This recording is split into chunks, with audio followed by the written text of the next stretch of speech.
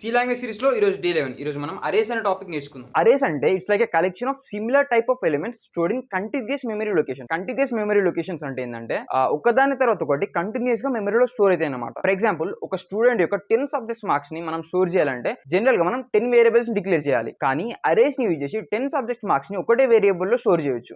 Arrays యొక్క syntax ఏంటంటే మనం వేరియబుల్ నేమ్ తర్వాత స్క్వేర్ బ్రాసెస్ పెట్టి ఆ స్క్వేర్ బ్రాసెస్ లోపల సైజ్ అనేది డిక్లేర్ చేయాలి. ఇప్పుడు ఇక్కడ నేను 10 అనే సైజ్ డిక్లేర్ చేసిన కాబట్టి సో నేను ఈ వేరియబుల్ లో 10 ఇంటిజర్స్ ని స్టోర్ చేయొచ్చు అనమాట. సో ఇక్కడ ఎంత సైజ్ డిక్లేర్ చేస్తే అంత మెమరీ అనేది అలకేట్ అయిపోద్ది మనకి. ఇక్కడ ఇండెక్సింగ్ అనే ప్రాపర్టీ ఉంటుంది. ఇండెక్సింగ్ అంటే ఏంటంటే సింపుల్ గా పొజిషన్స్ అన్నట్టే.